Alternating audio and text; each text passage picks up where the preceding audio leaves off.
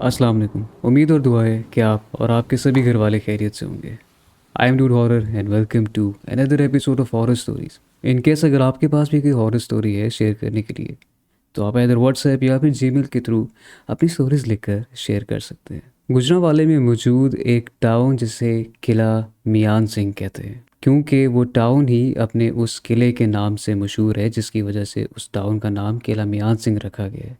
और अगर इसकी तारीख की बात करें तो इसे मुग़ल चक के सिख मान सरदारों ने तामीर करवाया था। और आज के एपिसोड में हमारे पास इसी टाउन में मौजूद एक पुरानी हवेली का वाक़या है, जो कि आदिल ने हमें गुजरांवाले से शेयर किया है। वो कहते हैं कि वो उनकी आबाई हवेली हुआ करती थी और वहाँ पर उनकी एक बहुत बड़ी जॉइंट फैमिली रहा करती थी। और ये वाक़या बेसिकली उनकी वालिदा से मुंसलिक है। अब हवेली हो, पुरानी हो, तो फिर ऐसा कैसे हो सकता है कि वो पुरस्सरार ना हो। लाजमी नहीं है कि वो पुरस्सरार हो, लेकिन ज़्यादातर ऐसे केसेस में जो पुरानी जगह होती हैं वो हॉन्टेड हो जाया करती हैं। तो इसीलिए अपने अपने दिल थाम के बैठिए, कमरे की लाइट्स ऑफ कर दीजिए और अपने स्नैक्स रेडी रखिए। इसी के साथ बढ़ते हैं आज के एपिसोड की तरफ।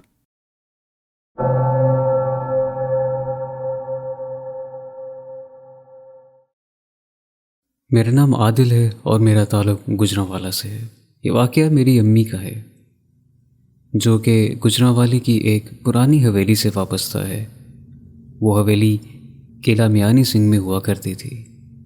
वहाँ हमारी एक बहुत बड़ी जॉइंट फैमिली हुआ करती थी। उस हवेली में ज़िंदगी हमेशा रिवायती रिवाजों से भरी रहती थी। मेरे नाना और नानी के अलावा अम्मी के भाई और दूसरे रिश्तेदार भी घर का हिस्सा थे। इमारत पुरानी थी और हवेली के कोने कोने में वो अजब और पुरस्सरार सी कैफियत और ठंडक महसूस होती थी, जो सिर्फ बहुत पुराने घरों में हुआ करती थी। इस घर की दीवारों ने बहुत कुछ देखा था और शायद कुछ चीज़ें उन दीवारों के साथ ऐसे जुड़ी हुई थी जिनका जिक्र लोग अक्सर करते थे, मगर कभी किसी ने देखा नहीं था। मेरी अम्मी जब सिर्फ 11 बरस की थी तो उनमें एक अजीब सी आदत थी जो आजकल के बच्चे भी कभी कभार करते हैं, लेकिन उस ज़माने में ये कोई आम बात नहीं थी। अम्मी को मिट्टी खाने का शौक़ था। हर वक्त चुपके चुपके मिट्टी का टुकड़ा तोड़कर खाती थी, जैसे वो कोई मिठाई हो या फिर कोई नशा जो अम्मी को अपनी तरफ खींचता था। उनके बड़े भाई को अम्मी की ये आदत बिल्कुल पसंद नहीं थी। जब भी वो देखते उन्हें डांट दिया करते और अक्सर हल्का सा मार भी देते, मगर अम्मी चुपके से फिर मिट्टी खा लिया करती थी। एक दिन की बात है, शाम का वक्त था और धूप ढल चुकी थी। घर के सब लोग अपनी अपनी मसरूफियत में थे और अम्मी अपनी छुपने वाली आदत में मसरूफ़ थी। उन्होंने एक कोने में छुपकर मिट्टी खाना शुरू किया, लेकिन इतनी छुपकर भी वो अपने बड़े भाई की नज़र से बच नहीं सकी। उन्होंने देखा और अम्मी को डांटना शुरू कर दिया।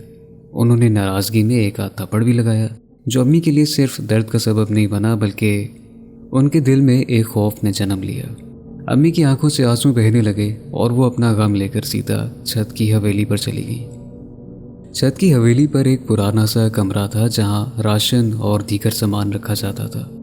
वहां कुछ चारपाइयाँ पड़ी होती थी, जिनमें से एक पे मेरी नानी कुरान पाक पढ़ा करती थी और फिर पढ़ने के बाद उसे चारपाई के सरहाने के नीचे रख देती थी। अम्मी रोते हुए उसी चारपाई पर जाकर लेट गई। थकावट और दुख के मारे न जाने उनकी आंख कब लग गई, उन्हें पता ही नहीं चला। रात का वक्त था और हवेली में सब लोग नींद की आगोश में जा चुके थे। कोई नहीं जानता था कि मेरी अम्मी कहाँ पर है, क्योंकि जॉइंट फैमिली थी और घर बहुत बड़ा था। किसी ने अम्मी के गायब होने पर शायद ध्यान भी नहीं दिया। रात को तकरीबन 11 बजे अम्मी की आंख खुली।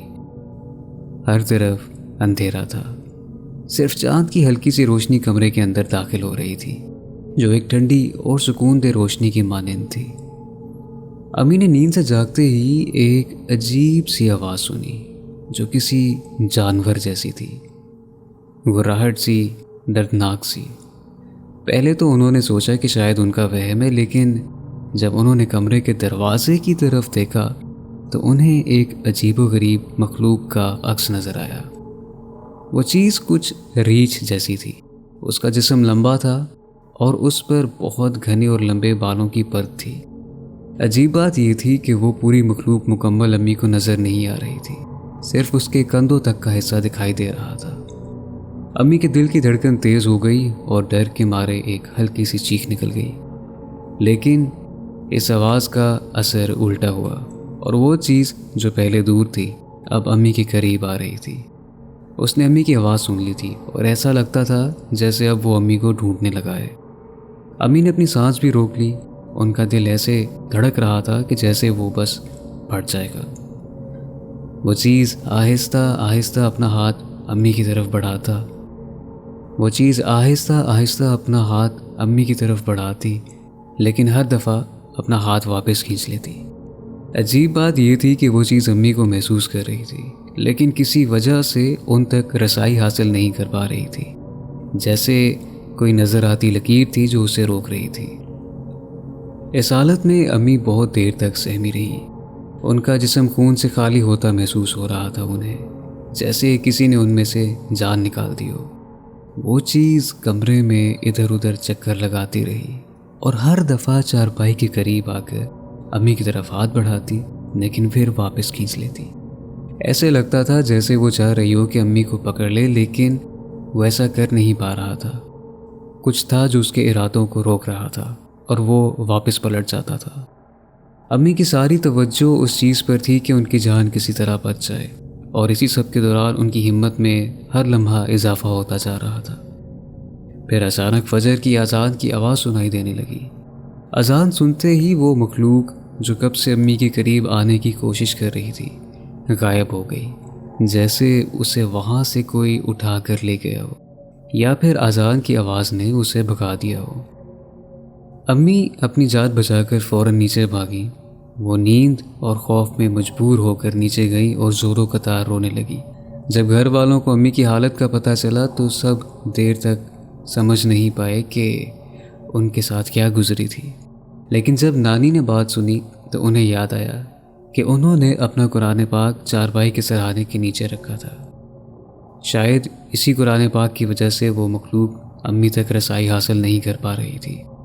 قرآن پاک کے اثر سے وہ چیز امی تک کبھی پہنچ ہی نہیں پائی۔ امی کہتی تھیں کہ اگر اس وقت شاید اس جگہ پر قرآن موجود نہ ہوتا تو نہ جانے ان کے ساتھ کیا سے کیا ہو جاتا۔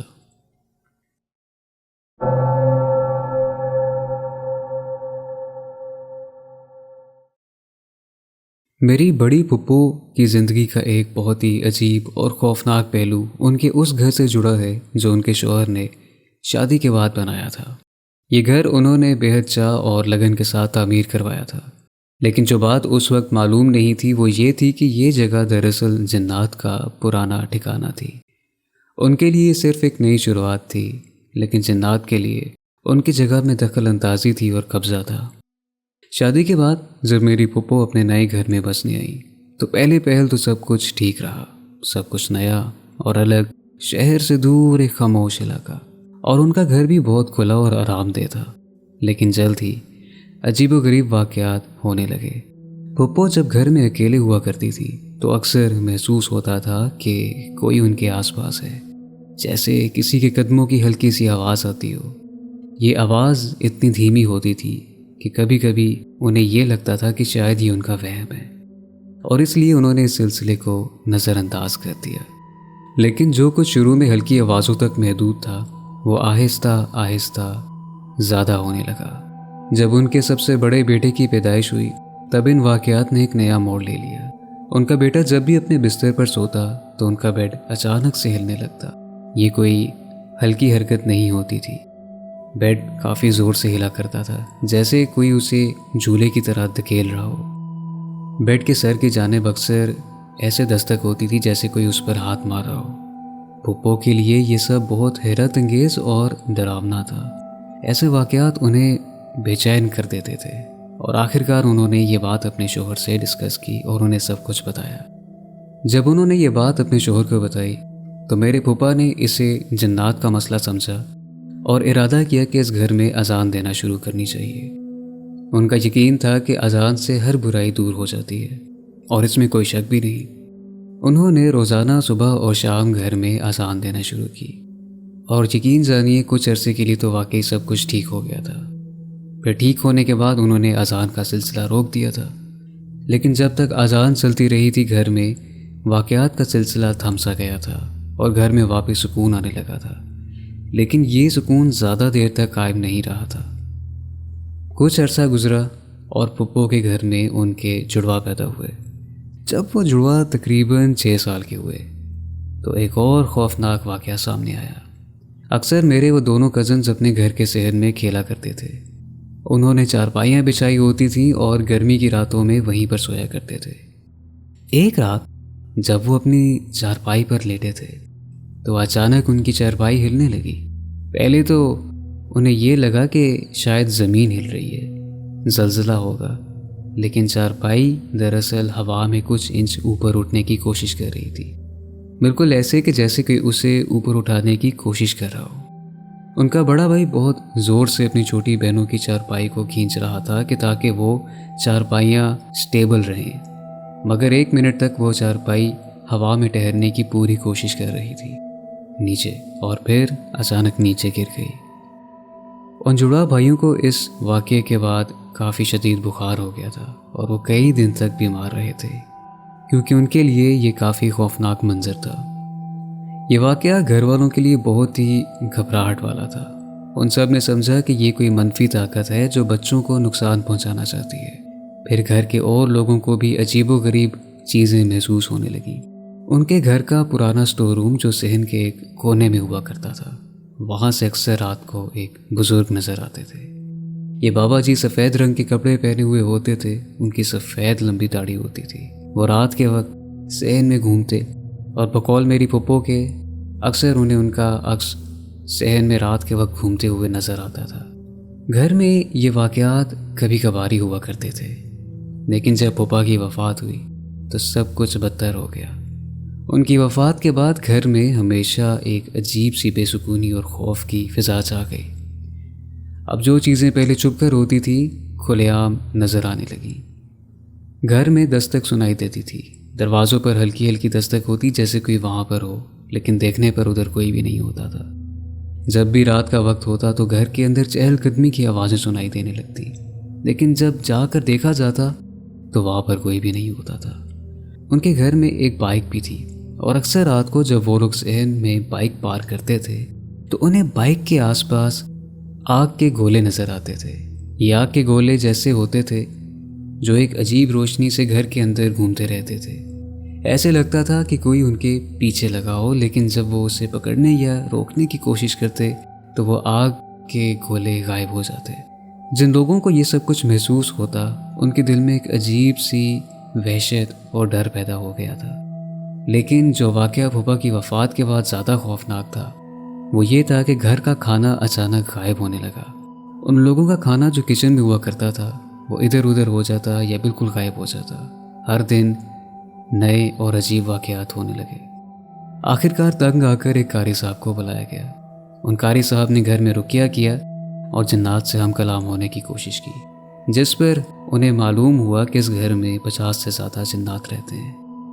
ان جنات نے قاری صاحب کو بتایا کہ یہ گھر پہلے ان کا تھا، لیکن پھپھو اور ان کے گھر والوں نے یہ جگہ لے لی تھی، اور اب یہ بچوں کا شور انہیں بے چین کرتا ہے۔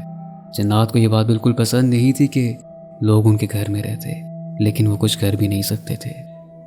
قاری صاحب نے ان سے التجا کی کہ وہ گھر سے چلے جائیں اور یہ جگہ چھوڑ دیں، مگر انہوں نے انکار کیا۔ ان جنات کا کہنا تھا کہ وہ یہاں سے نہیں جائیں گے کیونکہ یہ ان کا پرانا ٹھکانہ تھا۔ اس فیصلے کو لے کر کافی بحث ہوئی تھی، لیکن آخرکار جنات نے ایک وعدہ کیا۔ انہوں نے کہا کہ گھر کے اندر وہ دوبارہ داخل نہیں ہوں گے، لیکن صرف چھت کی حد تک محدود رہیں گے جہاں پر ایک کمرہ ہوا کرتا ہے۔ وہ گھر کے افراد کو نقصان نہیں پہنچائیں گے، مگر ان کا مقام وہی رہے گا۔ آج بھی وہ سبھی جنات پھپھو کے گھر کی چھت پر رہتے ہیں۔ جب بھی کوئی چھت پر جاتا ہے تو اندھیرا ہوتے ہی وہاں کالے سائے نظر آتے ہیں جو ادھر ادھر چلتے پھرتے ہیں، دکھائی دیتے ہیں۔ کوئی ان کو چھو نہیں سکتا مگر ان کی موجودگی کو محسوس ضرور کر سکتا ہے۔ اس کے علاوہ اگر کبھی کوئی کزن رات کو چھت پر سوئے تو اگلے ہفتے یا تو اس کو کوئی چوٹ لگتی ہے تو یا پھر کوئی ایسا معاملہ پیش آتا ہے جو سمجھ سے پرے ہوتا ہے۔ یہ واقعات آج بھی پھپھو کے گھر والوں کو یاد ہیں اور وہ اب تک ان جنات کے ساتھ اپنی زندگی گزار رہے ہیں۔ انہوں نے ان قاری صاحب کے وسیلے سے گھر کو محفوظ بنایا، لیکن چھت پر رہتے ہوئے جنات کے ساتھ اب وہ لوگ سمجھوتا کر چکے ہیں۔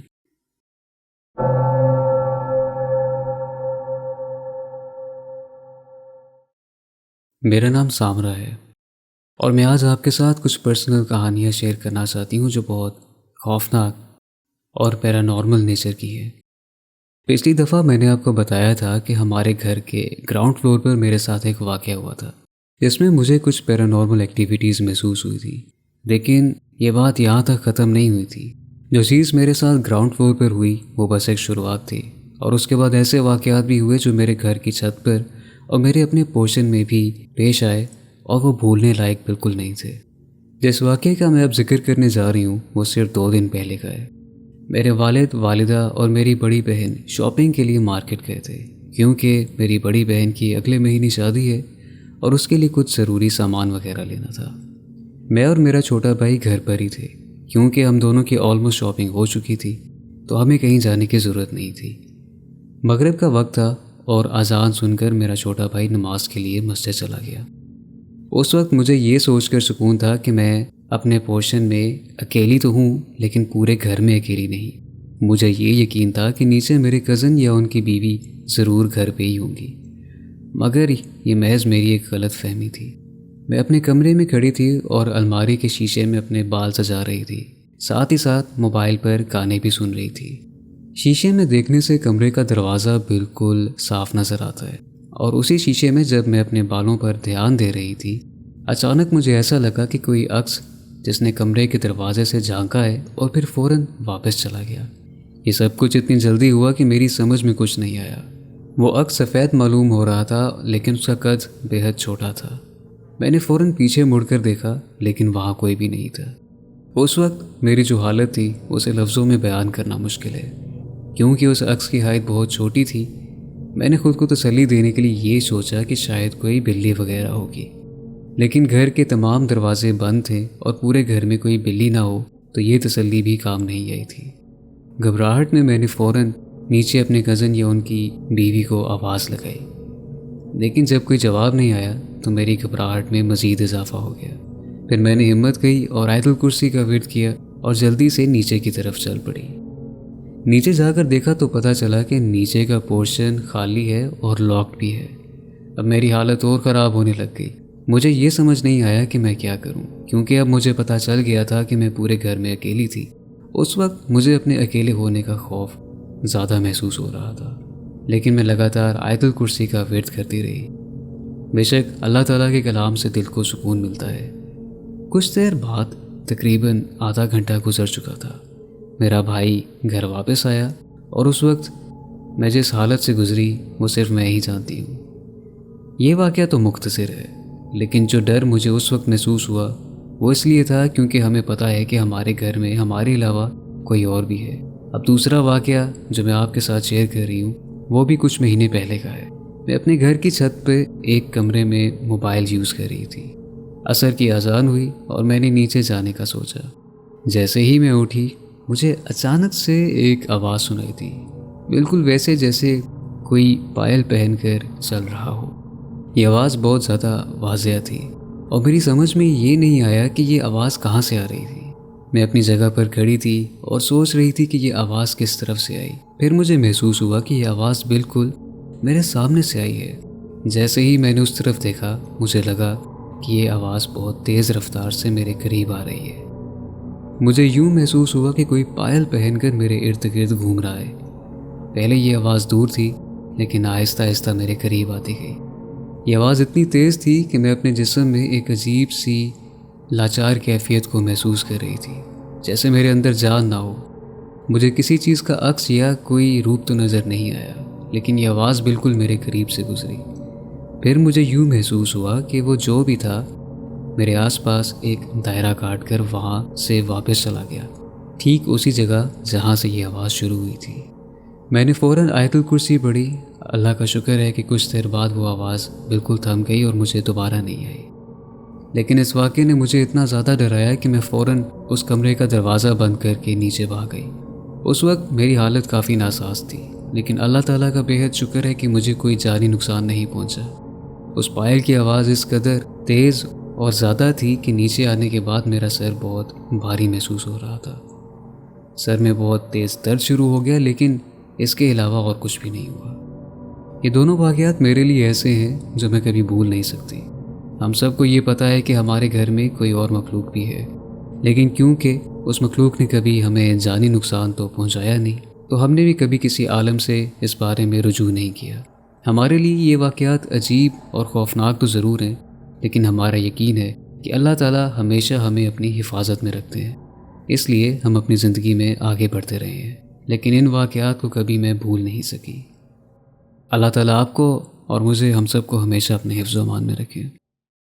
امید ہے کہ آپ کو آج کا ایپیسوڈ پسند آیا ہوگا۔ اپنی نمازوں کو قائم کیجیے، اللہ کی طرف رجوع کیے، کیونکہ جب تک زندگی ہے، جب تک سانس ہے، توبہ کے دروازے کھلے ہوئے ہیں۔ تو اس وقت کا بھرپور فائدہ اٹھائیے، مجھے اور سب کو اپنی دعاؤں میں یاد رکھیے۔ اللہ تعالیٰ آپ کو اور مجھے ہمیشہ اپنے حفظ و امان میں رکھیں۔ اگر آپ کو ایپیسوڈ پسند آیا ہے تو لائک کرنا مت بھولیے گا، اور اسی کے ساتھ ملتے ہیں آپ سے اگلے ایپیسوڈ میں۔ تب تک کے لیے فی امان اللہ۔